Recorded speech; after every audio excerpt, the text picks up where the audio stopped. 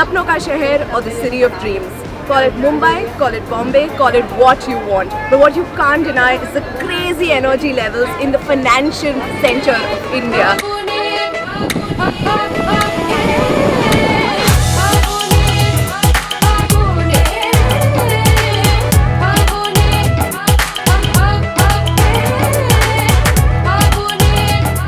Montero from Curly Tales, and I'm going to take you through the best of what Mumbai has to offer for the next 48 hours. Come with me.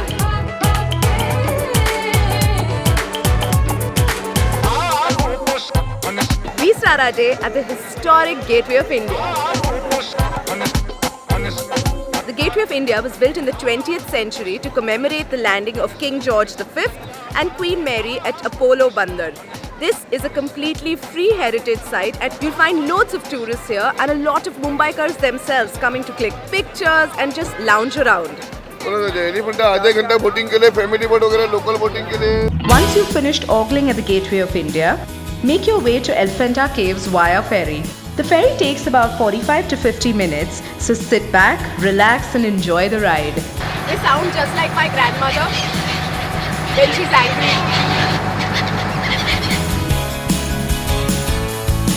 Once you land, there are two ways to get to Elephanta. You can either take a toy train for $10 or you could simply walk.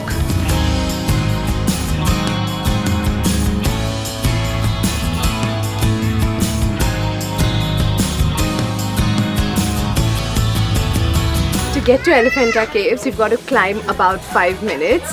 Luckily there's shade all along, but it's still quite a climb. So let's go!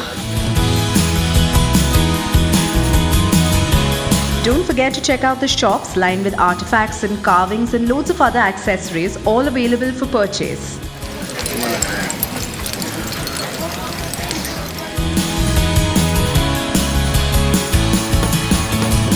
Elephanta Caves are a UNESCO World Heritage Site that are predominantly dedicated to Lord Shiva. Interestingly, they weren't even called Elephanta. They were actually called Elephante, but the Portuguese, when they came here, they saw a lot of elephant statues and assumed that it was all about the elephants and called it Elephanta.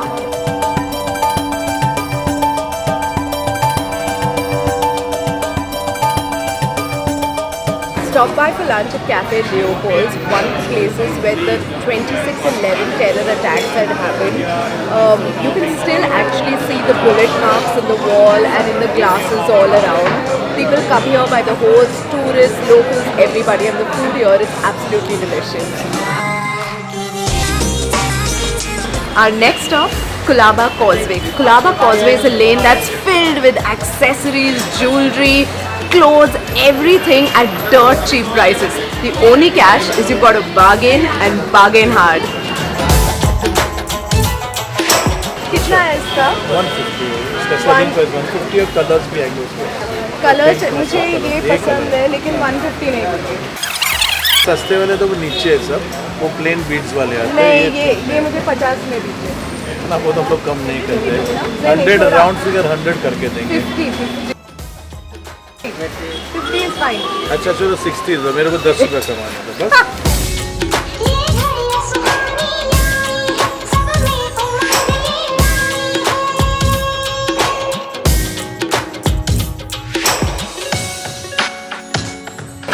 This says HM.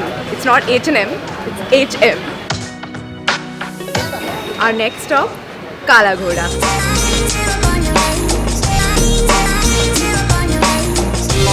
Kala Ghoda is one of the nicest places to come in South Mumbai, and here's where you can see beautiful architecture.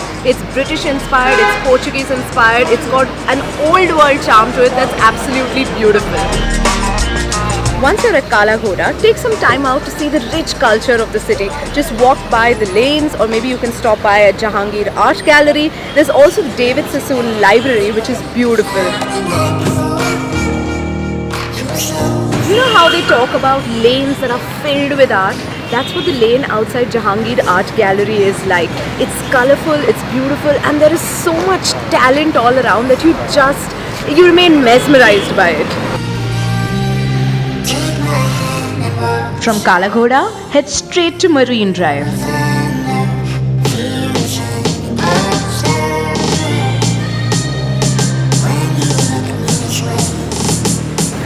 Mumbai में आके marine drive नहीं आए, is that even possible? This is my favorite spot in all of Mumbai, and coming here to watch the sunset is a must.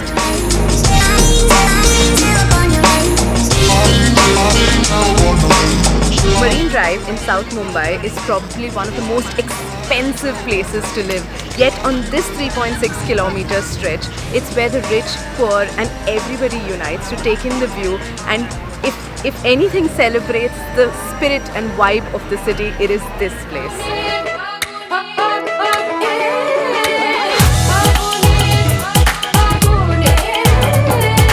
Our next stop is Girgaon Chowpatty, the beach right at the end of Marine Drive.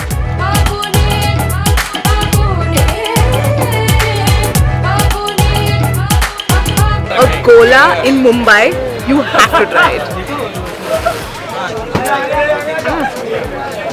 Kala khatta is like my favorite flavor. I love it. Okay, so everybody orders the royal faluda, but my favorite is this kesar pista faluda that I absolutely love. Yum! After you've filled yourself up on some delicious food, head straight to Haji Ali Dargah. Our next stop is Haji Ali Dargah, which is actually a floating mosque right here at Worli, and it is a must-see if you come to Bombay. One tip to keep in mind is to cover up while visiting the Dargah out of respect for their culture and tradition.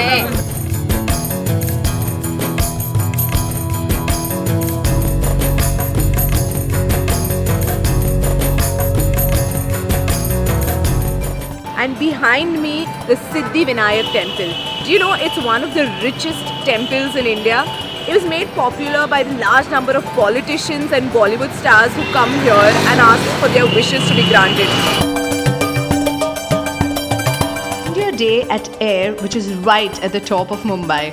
The view is fabulous and the food is great. Day 2 of exploring the city of Mumbai. You're still with me, Natasha, and today we're going to explore the suburbs.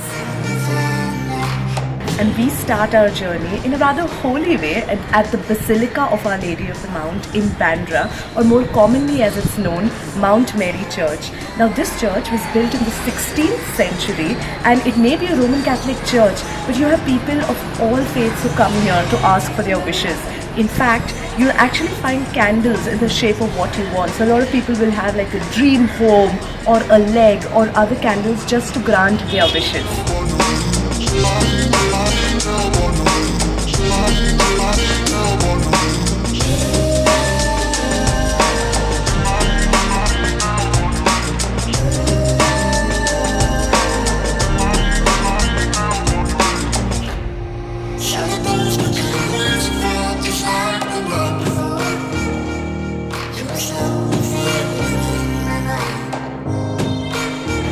Our next stop for the day, Castello de Aguada, or more popularly known as the Bandra Fort. Just 5 minutes away from Mount Mary by a rick ride, it's one of the most beautiful forts in Mumbai, and it was built in the 16th century. Now why is it so pretty? Because of the view.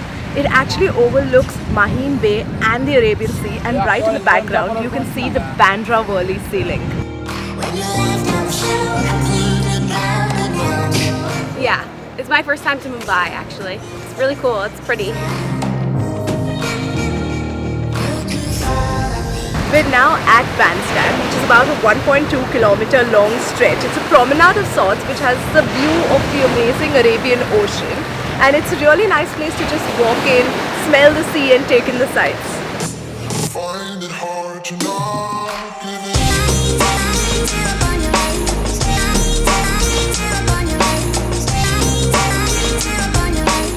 One of the best ways to travel around the Mumbai suburbs is by rickshaw, and they actually go by meter, with the basic being just 18 rupees.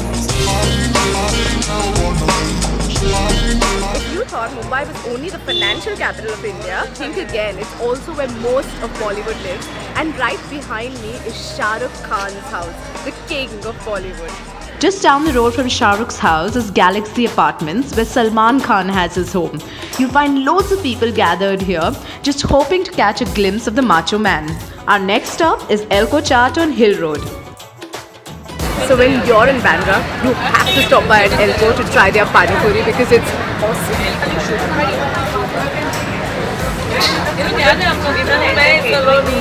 And when you're done, don't forget to ask for that extra puri.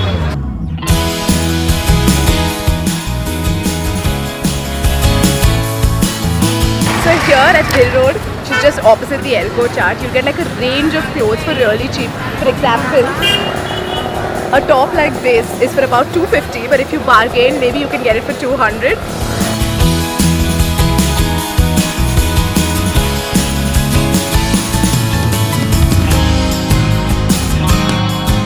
From Hill Road, make your way to Linking Road for some more street side shopping.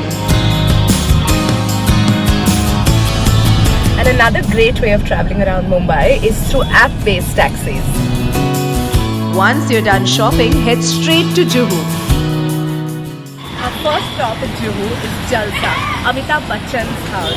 Now every Sunday, Amitabh Bachchan actually comes out and waves to his fans. That's when he's in town, of course. But irrespective, there are always hordes of his fans gathered outside his house just to get one glimpse of him.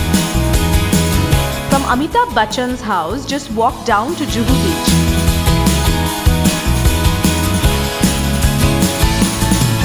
Warning, it can get really crowded here, but this is Mumbai for you and Mumbai at its best. The colors, the food, the golas, everything here is exciting.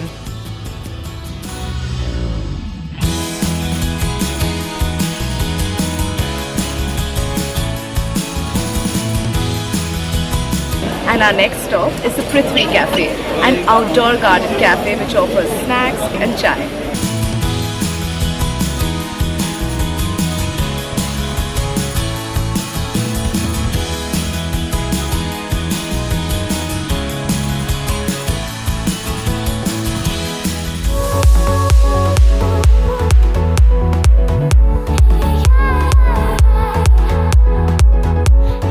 Now we're not going to let you go out of Mumbai without experiencing its crazy nightlife.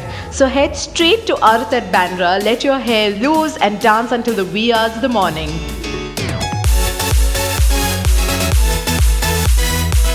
"48 hours is just not enough to explore all of Mumbai, and we bet this city will make you fall in love. So until the next time, goodbye from Mumbai.